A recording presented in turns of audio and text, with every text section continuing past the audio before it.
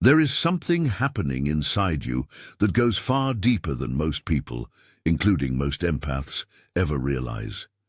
The intuitive abilities you carry are not random sensitivity, not emotional excess, not the vague feeling of picking up on things. From a Jungian perspective, they constitute a precise psychological system, a set of perceptual capacities rooted in the structure of the unconscious itself. And the reason most empaths live their entire lives without fully accessing what they have is not because the abilities are weak. It is because no one ever explained what they actually are, where they come from, or how to develop them with the kind of intentionality that turns raw sensitivity into something extraordinarily clear and useful. The first thing to understand, and this is where Jung's framework changes everything, is that intuition is not a mystical gift distributed randomly by the universe. In Jung's psychological typology, developed and published in Psychological Types in 1921, intuition is one of the 4 primary cognitive functions available to every human psyche. It stands alongside thinking, feeling, and sensation as one of the fundamental ways the mind processes and perceives reality. What makes intuition distinct is its source, where thinking processes known information and sensation registers the physical world directly. Intuition perceives via the unconscious.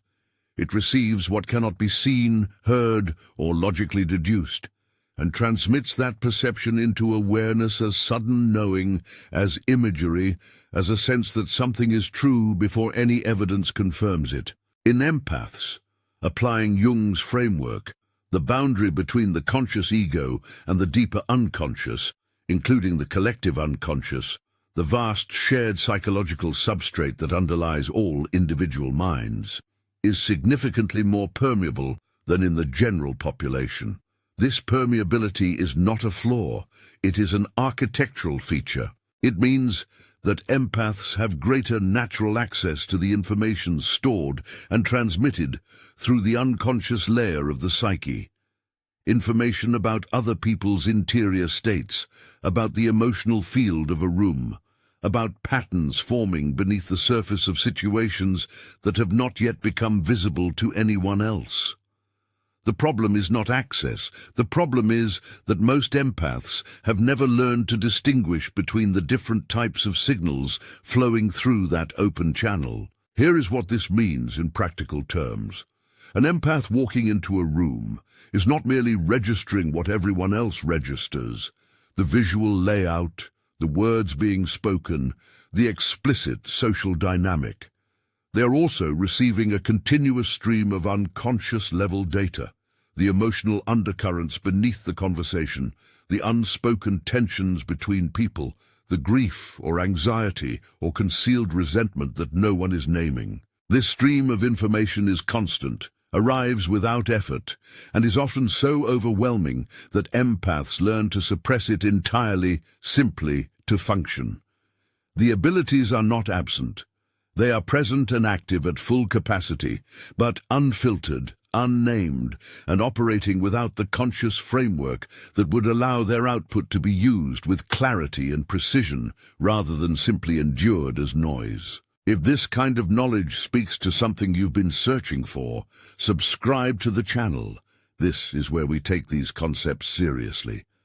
Not as inspiration, but as a real framework for understanding what you actually are. The critical distinction that Jung's framework establishes, and that separates genuine intuitive development from mere emotional reactivity, is the difference between being affected by something and perceiving it clearly.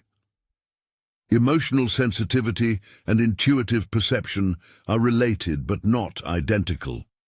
Emotional sensitivity means that stimuli land more deeply, that other people's states move through you more completely. Intuitive perception means that you receive precise information about what is actually present, not colored by your own fears, not confused with your own unprocessed material, not distorted by the noise of an overtaxed nervous system. The goal of developing the intuitive abilities is not to become more sensitive. It is to become more precise, more signal, less noise. And that distinction is everything. In Jung's typology, the four cognitive functions, thinking, feeling, sensation, and intuition, do not operate equally in every person. Each individual has a dominant function that shapes how they primarily engage with reality, and a secondary function that supports it. What Jung observed across decades of clinical work was that intuitive types, those for whom intuition is the dominant or highly developed function, perceive the world primarily through possibilities, potentials, and patterns that exist beneath the observable surface. They sense what is forming before it has formed, know what is true before evidence appears, and read the interior of situations with an accuracy that seems inexplicable to those who rely primarily on sensation or thinking. Empaths, applying this framework, are disproportionately likely to carry intuition as a primary or highly developed function, which is why what they experience cannot be reduced to simple emotional sensitivity. To understand why this matters, it helps to understand the mechanism. Sensation registers the physical world directly through the senses. What can be seen, heard, touched. Thinking processes information through logic and analysis. But intuition, in Jung's model, bypasses both of these pathways and receives its data from a different source. The unconscious layer of the psyche, including the collective unconscious, which stores and transmits information that has never entered individual conscious awareness. This is why intuitive knowing often arrives as a complete impression rather than a reasoned conclusion, because it did not go through the sequential reasoning process. It arrived whole, via a channel that operates beneath conscious awareness, transmitting what the rational mind never processed, because it came from somewhere the rational mind cannot directly access. The first and most fundamental of the empath's intuitive abilities is what might simply be called direct knowing, the capacity to receive accurate information about a person, situation, or outcome without being able to trace any logical path that would explain how the information arrived. You meet someone and know, before a single word has been exchanged in depth, whether they are trustworthy. You enter a negotiation and sense, before anything has been said explicitly, which direction it will move. You receive a piece of information about a situation and immediately understand its implications in a way that takes others days to arrive at. From a Jungian perspective, this is not guessing. It is the intuitive function transmitting directly from the unconscious, where patterns, motives, and trajectories exist before they have manifested in the external world in any form others can observe. The second ability operates through what Jung called the feeling function, and here it is crucial to understand that feeling, in Jung's technical usage, does not mean emotion. It is the evaluative function, the capacity to assign accurate value to what is present, to distinguish what is real from what is performed, what is genuine from what is constructed for consumption. In an empath with a developed feeling function, this capacity becomes extraordinarily refined. They hear what someone says and simultaneously register the emotional truth underneath the words, the grief hidden inside cheerfulness, the resentment embedded in politeness, the fear wearing the costume of confidence. This is not interpretation, it is perception. The feeling function reads emotional reality with the same directness that the eyes read color, without effort, without analysis, as direct reception of what is actually there. The third ability is what Jung called participation mystique, a term borrowed from the anthropologist Lévi-Brühl to describe a state of unconscious psychological merging between subjects.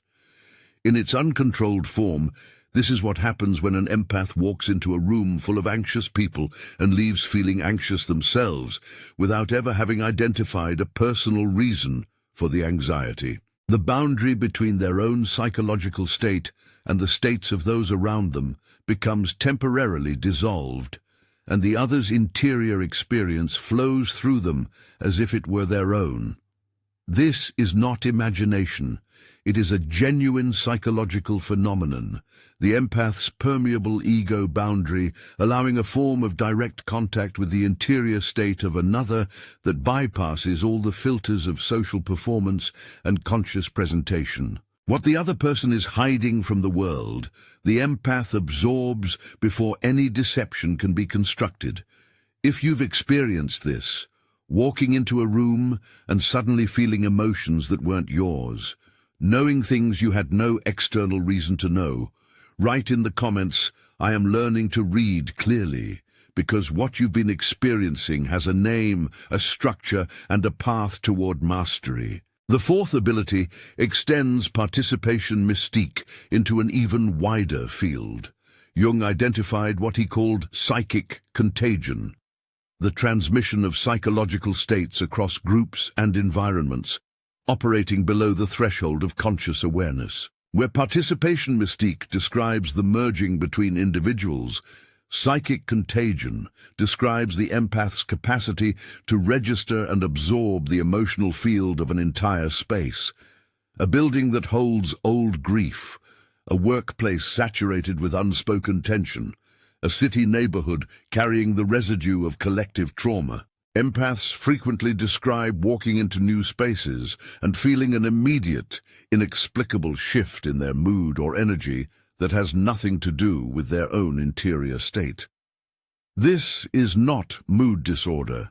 It is the intuitive function registering environmental-level emotional data, real information about the psychological history and current state of a place or group, through the same unconscious channel that transmits individual-level perception.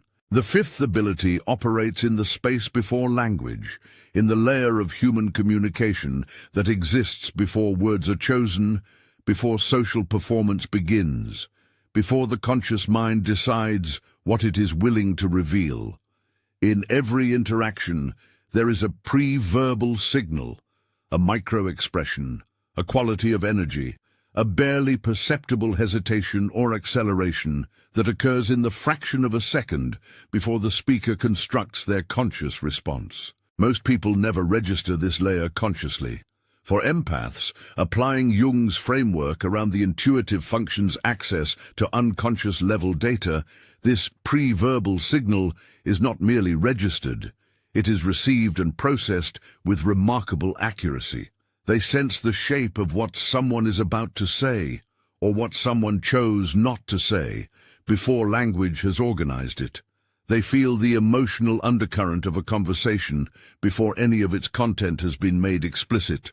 The sixth ability involves the body as an intuitive instrument.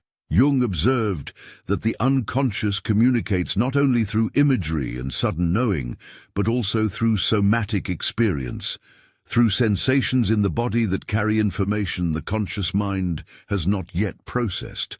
In empaths, this channel is particularly active. A tightening in the chest when entering a situation that appears safe, but is not. A sudden wave of nausea in the presence of someone who presents as trustworthy.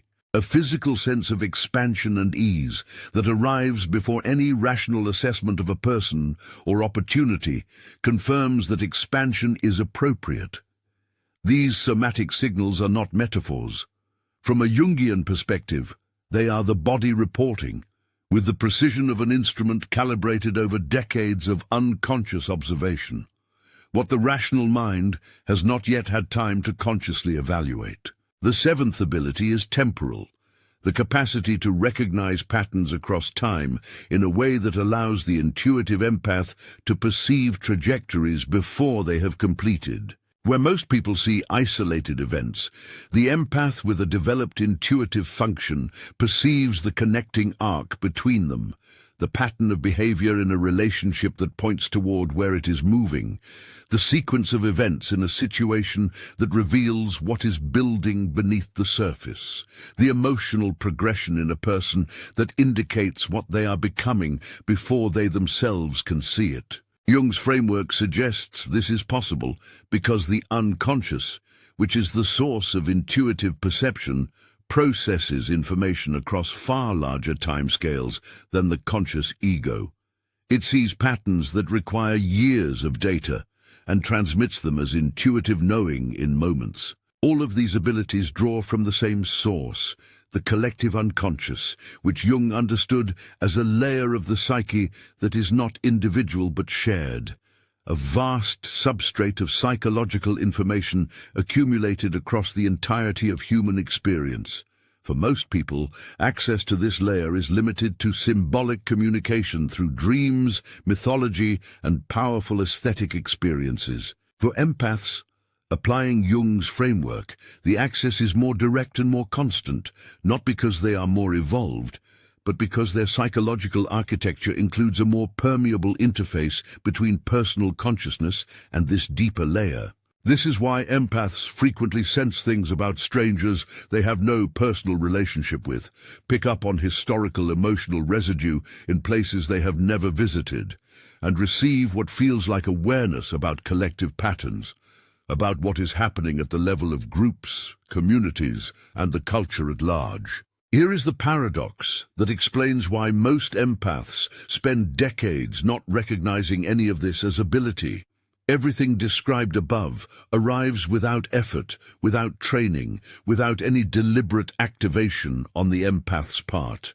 And anything that arrives without effort in a culture that equates value with work tends to be dismissed as noise rather than recognized as signal. The empath who constantly absorbs others' anxiety calls it their own anxiety disorder. The one who knows things they have no logical basis for knowing calls it overthinking. The one whose body reports environmental, emotional data calls it physical illness of unknown origin. The abilities are fully operational, but because they are unnamed, unrecognized, and unmanaged, they produce overwhelm rather than clarity. The first step toward developing them is simply this: recognizing that what you have been calling your dysfunction is actually your most sophisticated perceptual system operating without a user's manual. When these abilities are operating with clarity, when the signal is clean, the channel is unobstructed, and the empath has developed the capacity to interpret what they receive, the practical results are significant and concrete. In relationships, it means an accuracy about who people actually are beneath their presentation that prevents the kind of prolonged self-deception that leads to painful revelations years too late. In professional and creative domains, it means a capacity to sense opportunity, danger, and alignment before they become obvious, giving an edge that appears to others as extraordinary luck or uncanny judgment.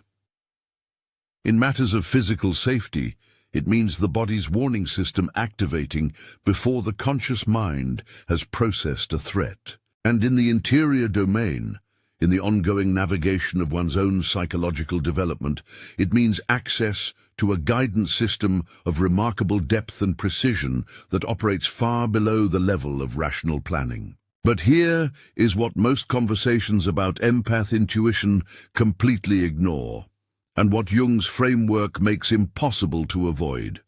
The single greatest obstacle to clear intuitive reception is not lack of sensitivity. It is the presence of unprocessed shadow material in the channel through which the signal travels. The shadow, in Jung's model, is the repository of everything the conscious ego has refused to acknowledge about itself.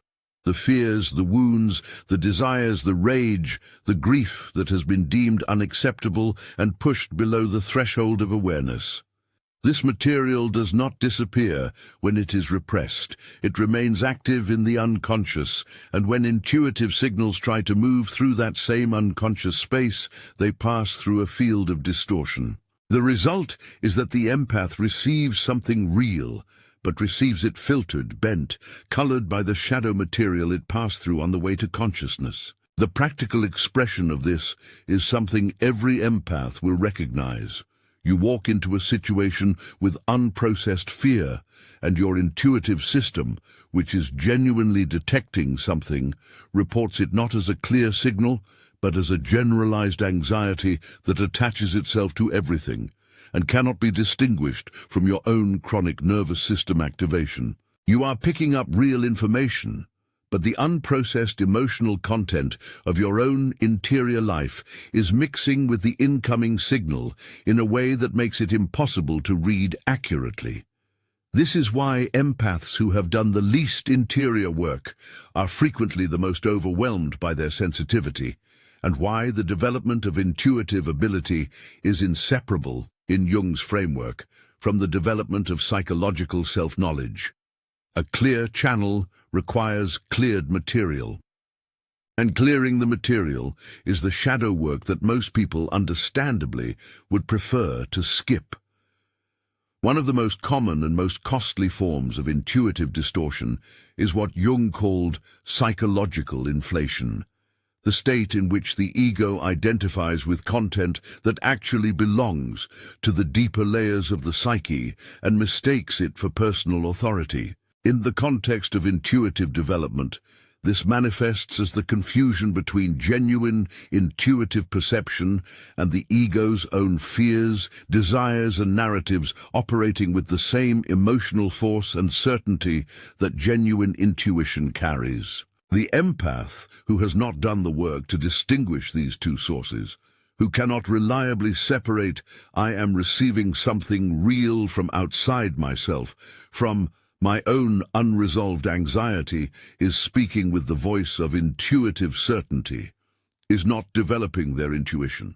They are developing their capacity for self-deception at a more sophisticated level.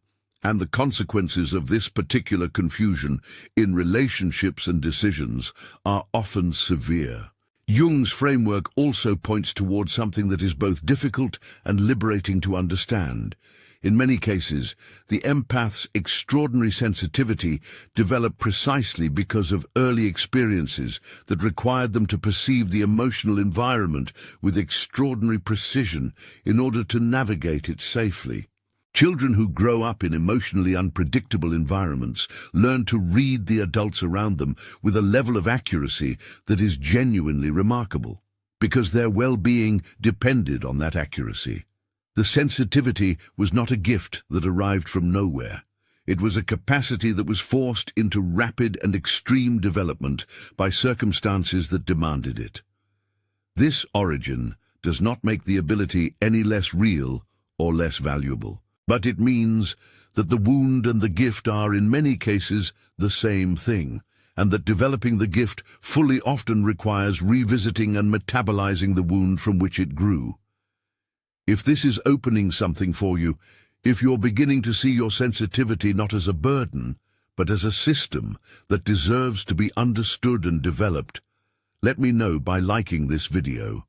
It tells me this work matters to you, and it helps me keep building it. The fourth source of distortion is psychic contagion operating without boundaries, and this is where the line between ability and exhaustion becomes most visible. Psychic contagion is an ability when it is functioning as a perceptual tool.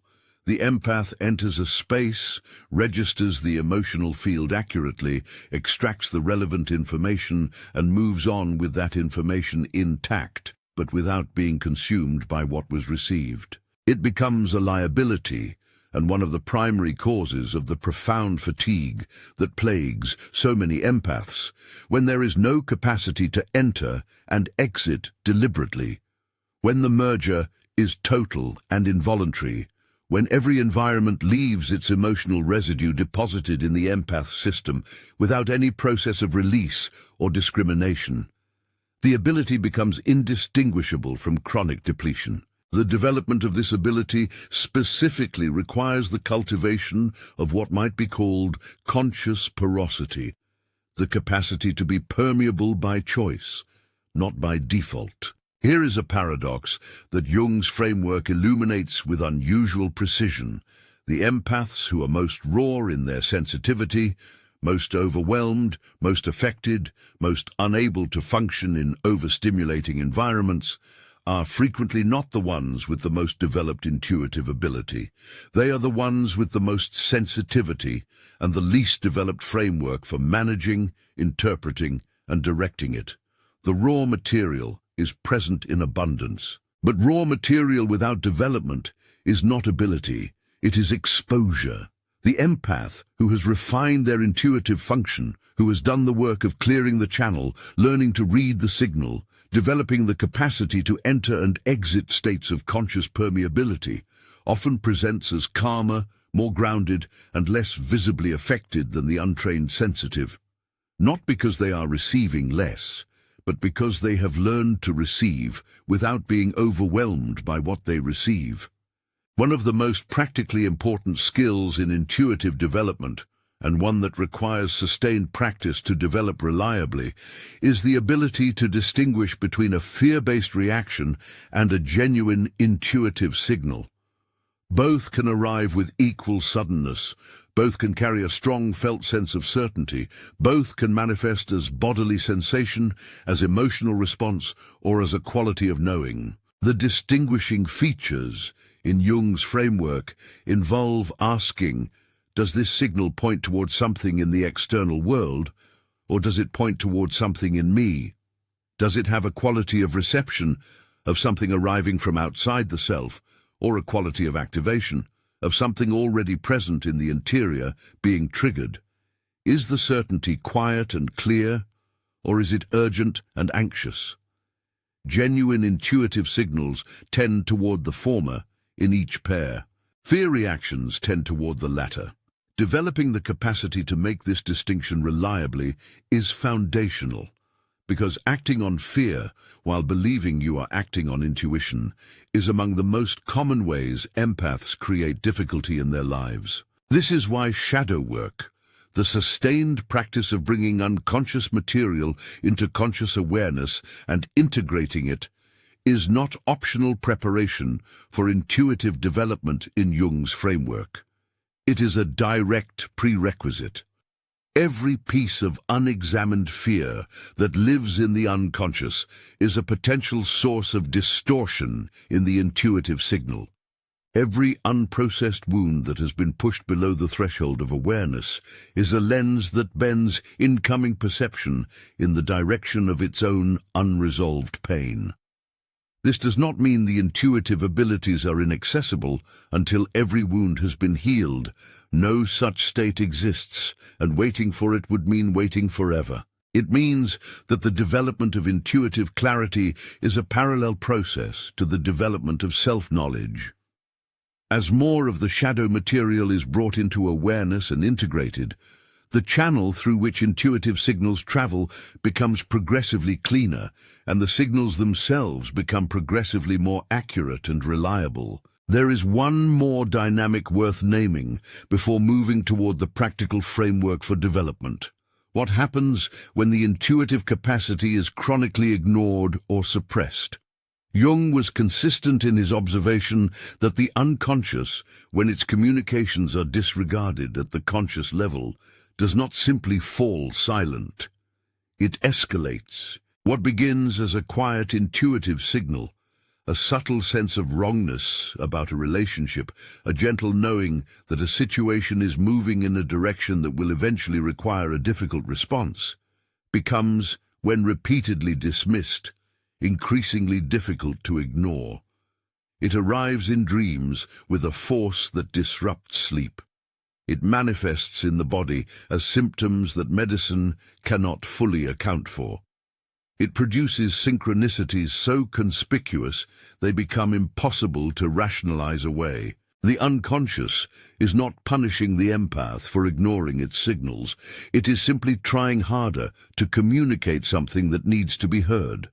Development begins, in part, by choosing to listen before the unconscious is required to shout. The framework Jung developed for working with the unconscious, and the one most directly applicable to intuitive development in empaths, centers on what he called the transcendent function.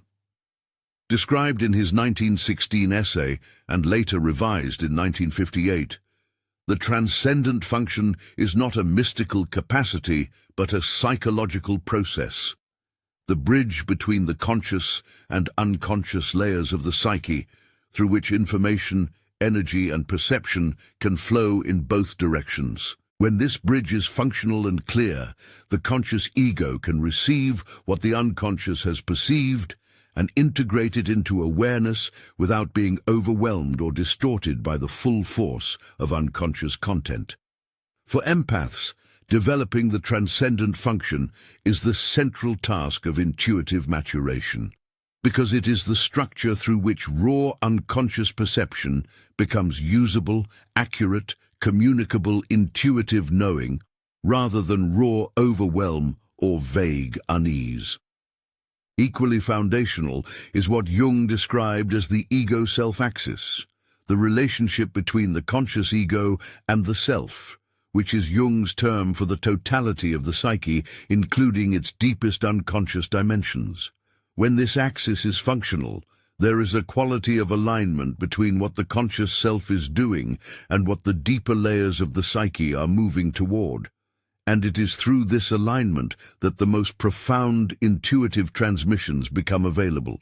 The empath, who has developed a functional ego-self-axis, experiences their intuition not as random reception or overwhelming flood, but as a consistent, directional guidance, a sense of what is true, what is needed, what serves the deeper movement of their development.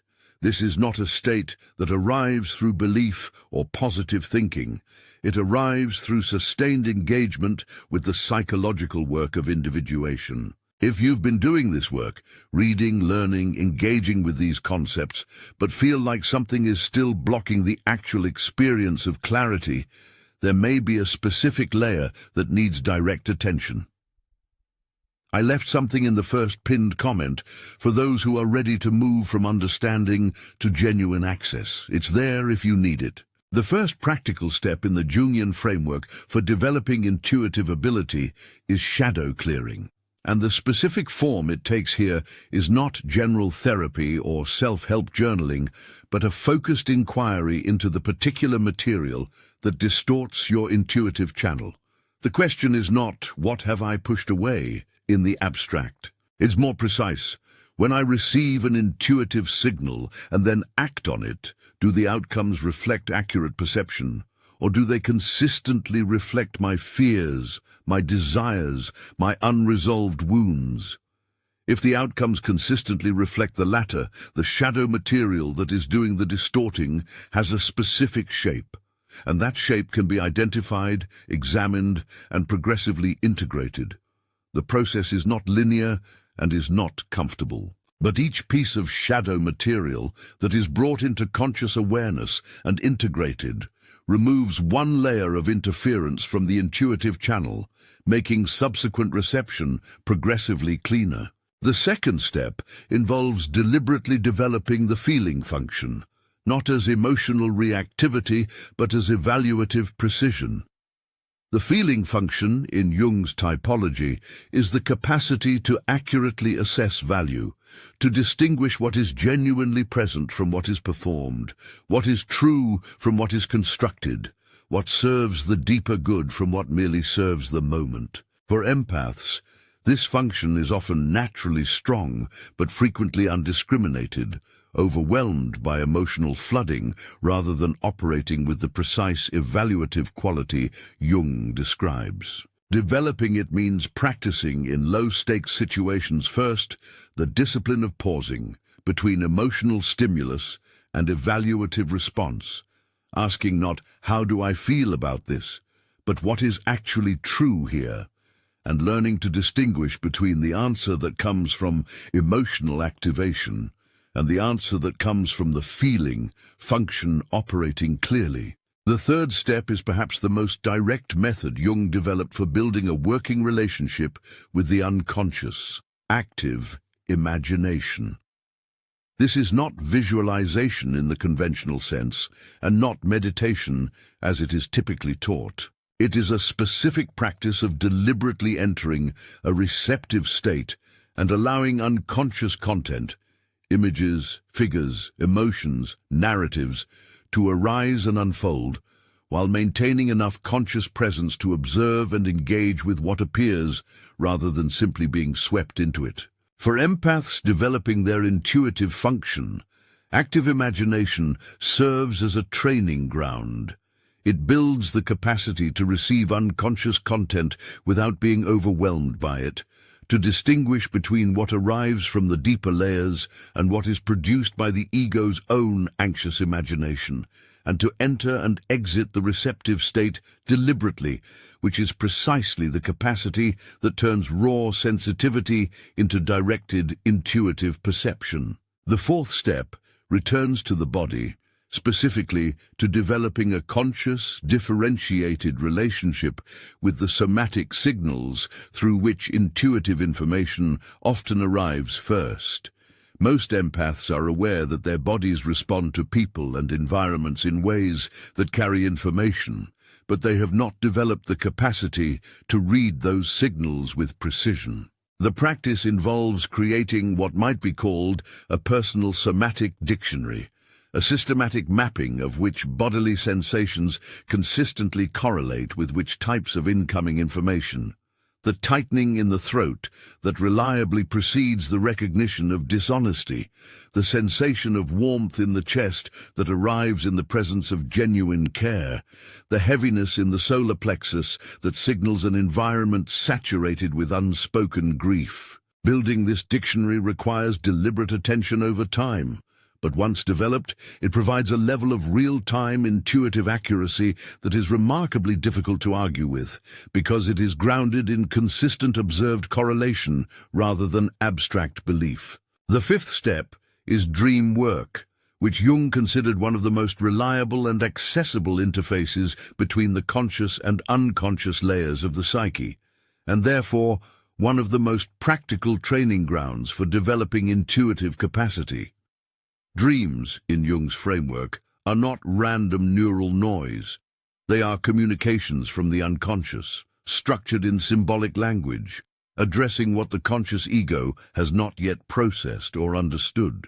For empaths developing their intuitive function, systematic engagement with dreams does several things simultaneously.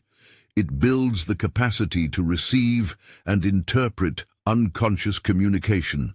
It surfaces shadow material for integration. It develops the symbolic vocabulary through which intuitive perception is often expressed. And it strengthens the ego's capacity to hold and metabolize material from the deeper layers without being overwhelmed, all of which directly improve the quality of waking intuitive reception. The sixth step involves learning to read synchronicity, the meaningful coincidences that Jung identified as one of the primary languages through which the unconscious communicates with the conscious self through external events. For empaths whose intuitive function is developing, synchronicities are not random occurrences to be explained away or overinterpreted. They are data points in a larger pattern, moments when the interior movement of the psyche and the exterior movement of events align in a way that carries information. Learning to read this language requires neither superstition nor radical rationalism. It requires a quality of attentive observation, noticing what themes, symbols, and patterns recur across both interior experience and exterior events, and developing the capacity to extract meaning from that recurrence without forcing interpretation. Over time, this attentiveness itself sharpens the intuitive function because it trains the mind to receive pattern-level information across domains simultaneously. There is a prerequisite to all of these practices that is so simple it is almost always underestimated: silence. Not silence as an occasional luxury, but silence as a regular, protected, non-negotiable condition for intuitive development. The intuitive function, which operates through the unconscious and transmits its signals through subtle channels, cannot be heard above the constant noise of an overstimulated life. The empath who fills every available moment with input, screens, sound, social engagement, the internal noise of perpetual planning and worry, is not creating the conditions in which intuitive signals can be distinguished from background noise. Jung's framework is explicit on this. The unconscious requires sufficient interior quiet to make its transmissions legible. This does not require hours of meditation daily. It requires the consistent practice of returning regularly to enough stillness that the quieter channels of perception can actually be heard. One of the most practically useful skills in empath intuitive development, and one that addresses one of the most common sources of confusion and exhaustion, is the practice of distinguishing between what belongs to you and what belongs to the other. This is not a metaphysical question. It is a concrete, learnable perceptual skill. When an emotion or sensation arrives, the inquiry is direct. Did this exist in me before I entered this space or encountered this person? Did it arrive suddenly upon contact with a specific person or environment? Does it intensify or diminish as I move toward or away from that person or environment? These questions, practiced consistently, build the capacity to identify the source of incoming perception, which is foundational not only for intuitive accuracy, but for the basic empath experience of knowing where you end and where another person begins. Without this capacity, all 7 intuitive abilities described earlier generate confusion rather than clarity. The final prerequisite worth naming is grounding, which in Jungian terms translates to a stable, functional relationship with the sensation function, the earthbound perceptual capacity that keeps the psyche anchored in physical reality. The empath, who is highly developed in intuition, but underdeveloped in the sensation function, who lives primarily in the perceptual field of the unconscious, without an equally strong anchor in the physical present, will find that their intuitive reception is consistently less reliable, more prone to symbolic inflation, and more difficult to translate into useful, actionable information. Grounding is not the opposite of intuitive development. It is its foundation. The most precise and practically useful intuitive reception comes not from floating free of physical reality, but from being deeply rooted in it, while simultaneously maintaining access to the deeper perceptual layers. The tree receives the signal from both directions. Roots deep in earth, branches extended into open sky. With the foundational practices in place, the 7 intuitive abilities can be developed individually with increasing precision. Developing the first ability, direct knowing, begins with a single commitment: to notice when it arrives and to record it before the rational mind has had time to rationalize it away. The knowing arrives as a complete impression, often instantaneous, often accompanied by a quiet certainty that is distinct from the urgency of anxiety. The practice is to document these arrivals, what arrived, when, in response to what, and then, over time, to track the accuracy of what was received. This documentation does 2 things. It builds a personal evidence base that progressively strengthens trust in the signal, and it trains the attention to recognize the specific quality of genuine knowing as distinct from wishful thinking, fear projection, or socially constructed expectation. Trust in the ability is not faith. It is earned through observed accuracy over time.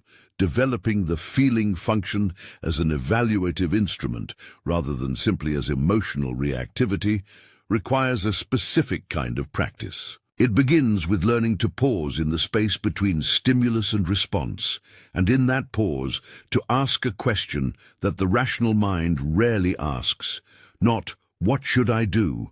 but what is actually true here, beneath the surface of what is being presented. This question, held with genuine openness rather than anxious urgency, activates the feeling function at a deeper level than emotional reaction alone. Over time, the practice reveals the specific quality of feeling function responses. They tend to arrive as a sense of rightness or wrongness about a situation that is not attached to personal preference, that does not vary with mood, and that has a quiet authority, distinct from both emotional flooding and rational analysis. This is the feeling function, operating as Jung described it, as a genuine mode of knowledge. Developing the third ability, participation mystique, from an involuntary merging into a deliberate perceptual tool, requires developing what might be called intentional permeability, the capacity to consciously choose to open the boundary between self and other for the purpose of receiving information, and then to consciously close it again when the reception is complete. The practical method involves entering a state of deliberate, open receptivity with a clear intention. I am going to perceive what is actually present in this person or situation, and allowing what arrives to be received without immediately filtering it through judgment or emotional reaction, then, equally deliberately, returning to a clear sense of where one's own state begins.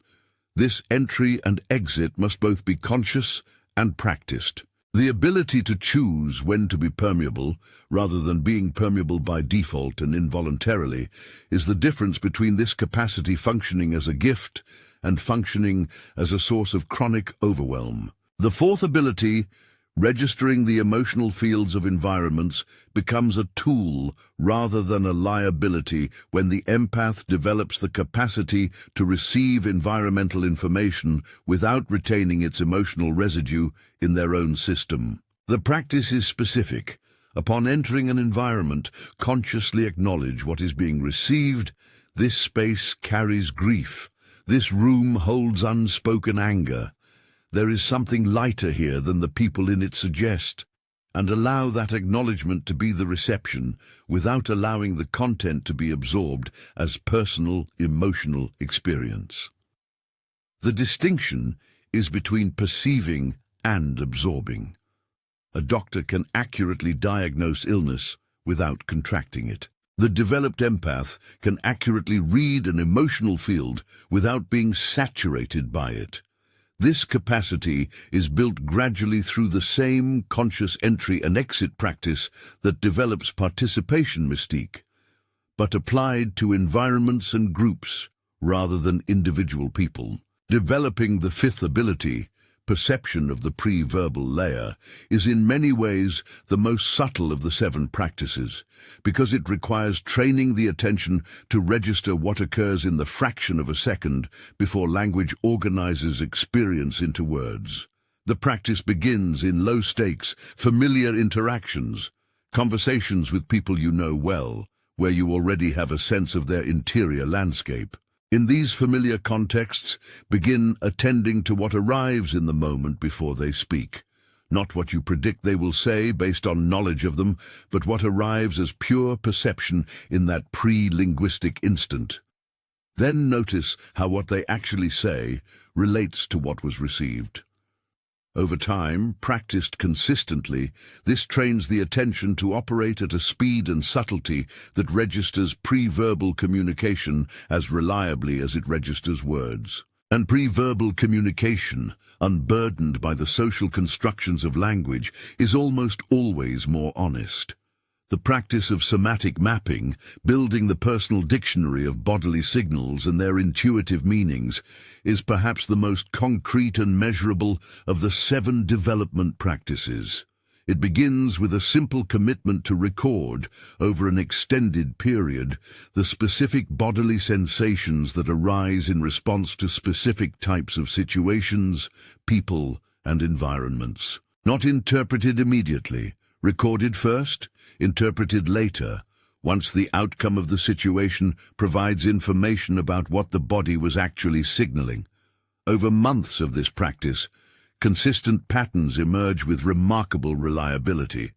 The sensation in a specific part of the body that consistently precedes an experience of danger becomes trustworthy in a way that no amount of intellectual conviction about the reliability of bodily signals ever could. The dictionary is built from evidence, not belief, and once built, it provides a level of real-time intuitive guidance that is both rapid and grounded in personal observed truth. Developing the 7th ability, pattern recognition across time requires a practice of deliberate longitudinal observation, tracking not isolated events, but sequences, not single data points, but the arcs connecting them.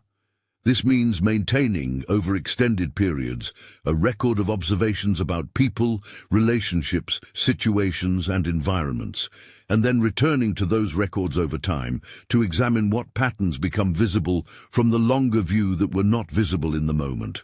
The unconscious, which perceives across far larger timescales than the conscious ego, is already tracking these patterns.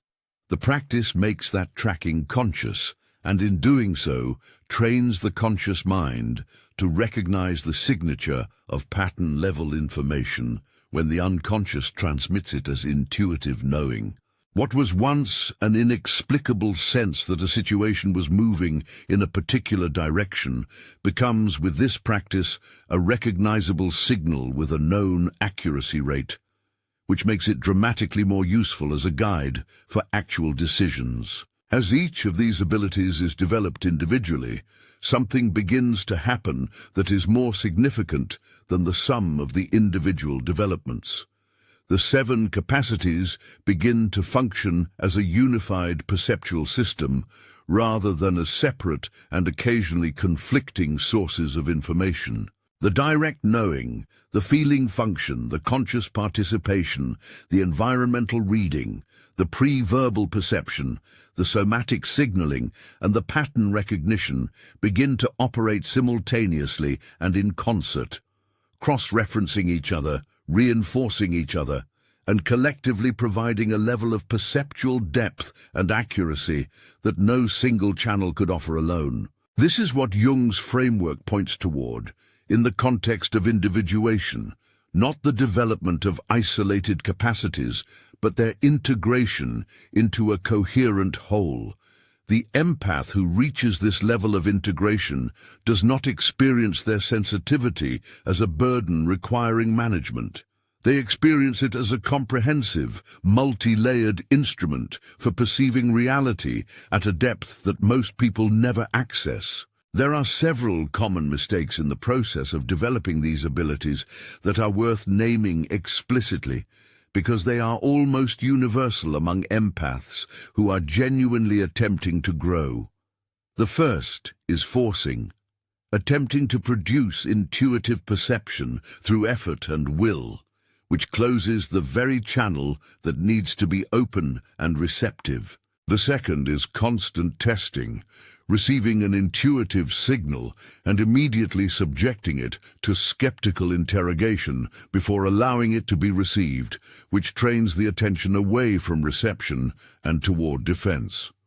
The third is treating early inaccuracies as evidence of absence, assuming that because a signal turned out to be distorted by shadow material or misinterpreted, the underlying capacity is unreliable or non-existent. Development is a process of progressive refinement, and early inaccuracies are information about what still needs to be cleared or developed, not evidence that the system is fundamentally broken.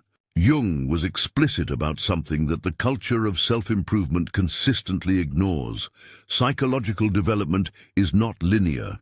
It does not proceed in a straight line from less to more capacity, from confusion to clarity, from sensitivity to mastery.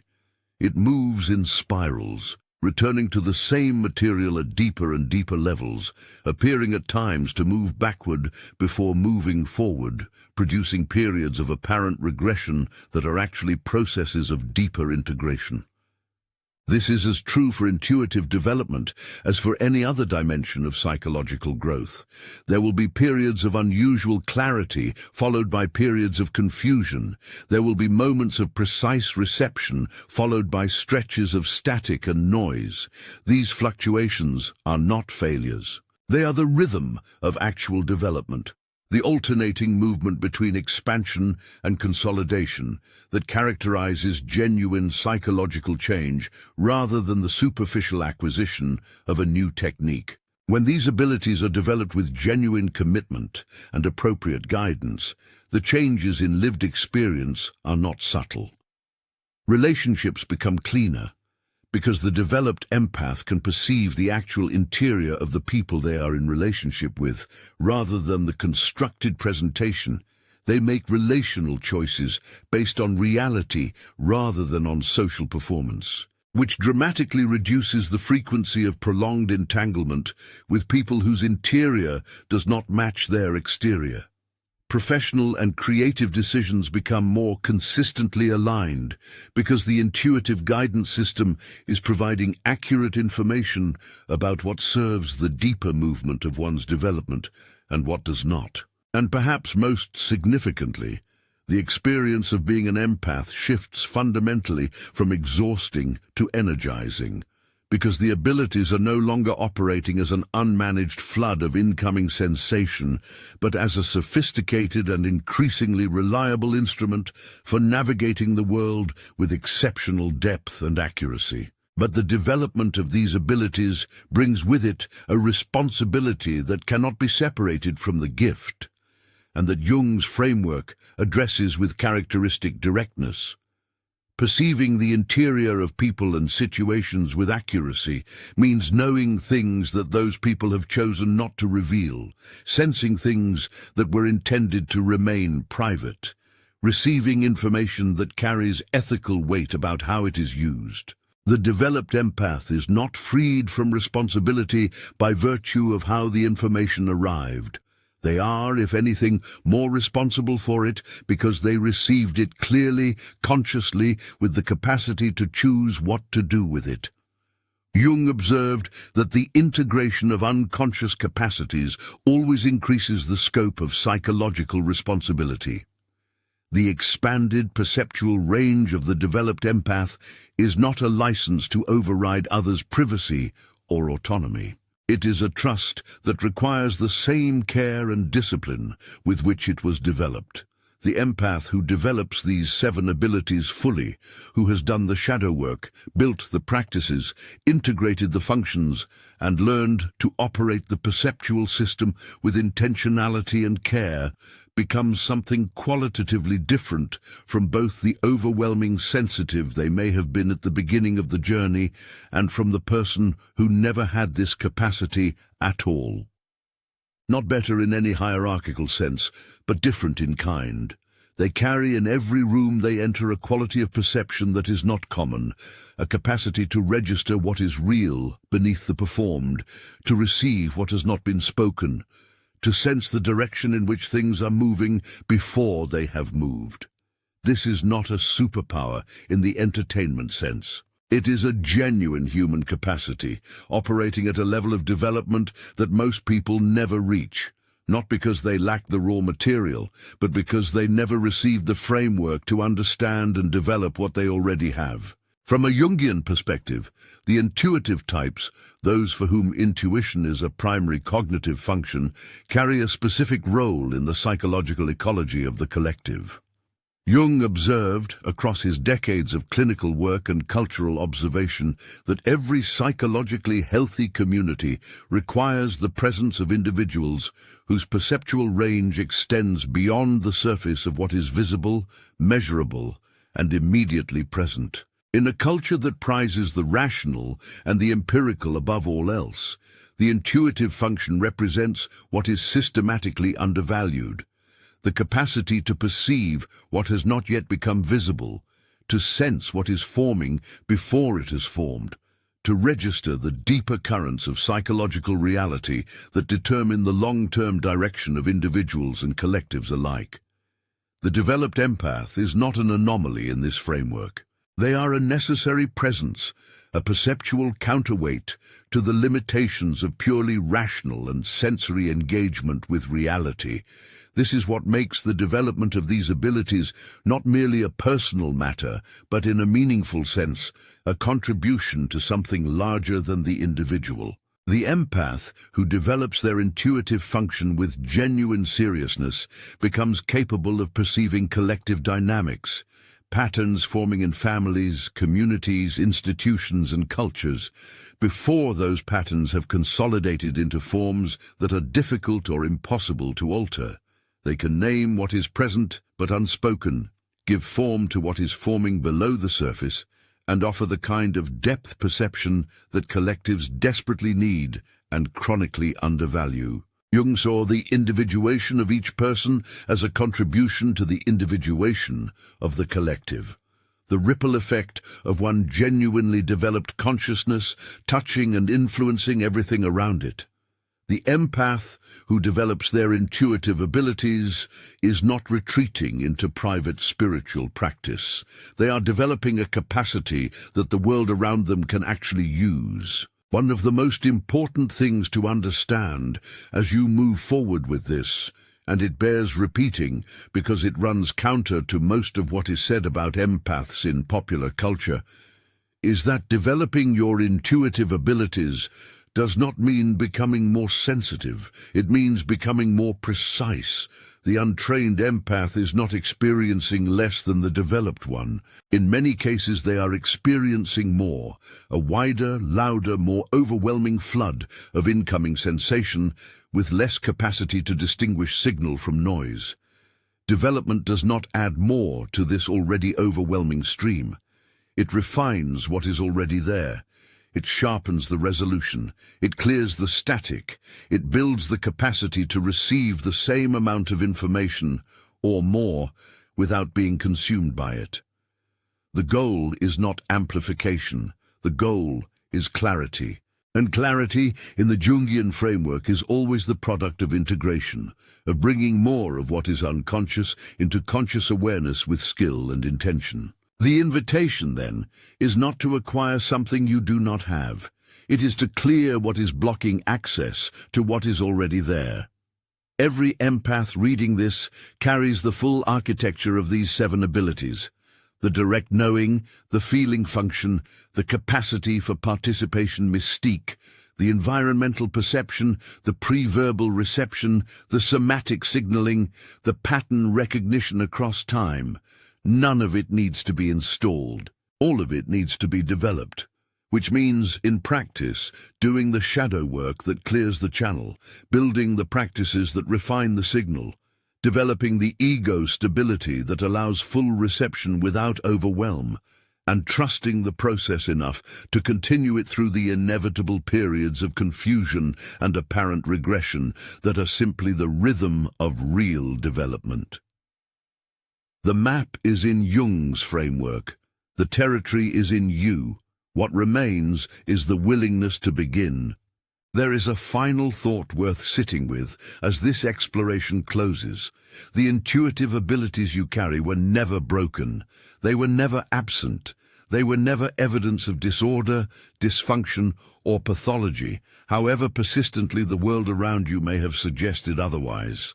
From a Jungian perspective, the sensitivity that has at times felt like your greatest vulnerability is, when developed, one of the most sophisticated perceptual systems available to the human psyche. What has been buried is not gone. What has been suppressed is not destroyed. What has been unnamed is not unreal. The path forward is not about fixing something that is broken.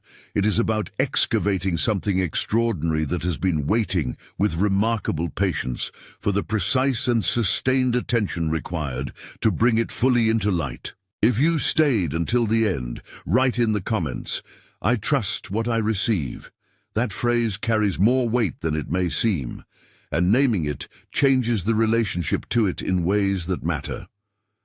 I've placed another lesson on your screen right now that continues exactly where this one ends. Thank you for watching, and I'll see you in the next video.